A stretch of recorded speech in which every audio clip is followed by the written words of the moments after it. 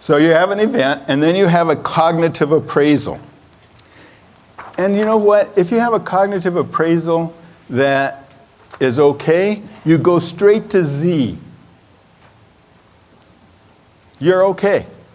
So like, I'm looking down, Diana, sitting here right in front of me. We've been going together for 2 years. And I've been sitting around for 2 years, I've been sitting around for a year and a fourth of that thinking, how are we going to break up? And Diana comes to me one day and says, I don't think we're going to work out. Now inside me, I know I have to look sad. But my cognitive appraisal is, yes! I don't have to break up with her. She's breaking up with me. This couldn't be better. I'm at Z. Z is feeling good. I may have to act differently, but there we are. On the other hand, if Diana comes to me and says she's going to break up with me, and I go into, this is awful, this is terrible, this is horrible, this is catastrophic, life will never be any of that stuff, then I'm going to wind up at Y. What is Y? Y is a compelling emotion. And what is it compelling? It's compelling a different kind of behavior so that I will wind up at Z. What is Z? I want to feel, and if I can't feel good, I want to feel, there we go. Therapy, more or less, in a nutshell.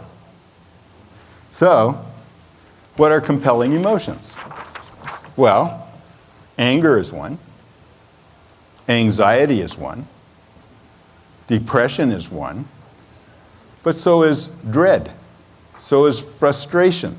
So is hurt. So is joy. Love.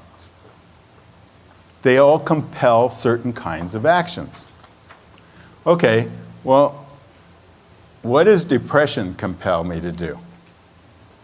Among other things, it compels me either to change life so I'm happier, or more likely, it compels me to act in a certain kind of depressed way that will get other people to help to take over my life and make me feel better.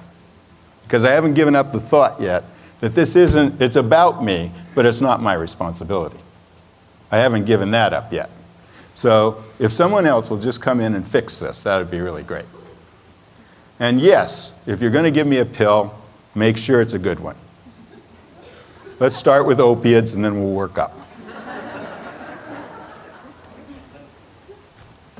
So when we're talking about the Z factor, we are talking about people's desire to get to feeling good or feeling better.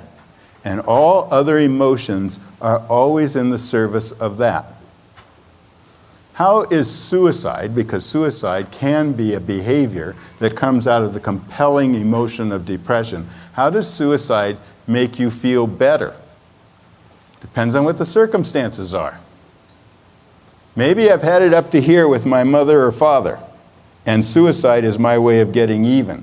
I'm not, in fact, going to know whether it turned out well or not, but I'm betting my life on revenge. Does revenge feel good compared to depression? Absolutely. How about this? I get somebody, I have no real friends in life.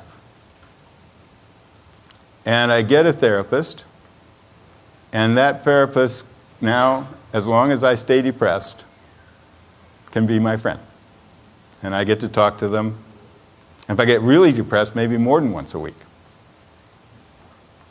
If I get really, really depressed, maybe I even get, or suicidal, maybe I even get to go to a place where I stay for 10 to 13 days, and I am taken out of the challenges of life for a while.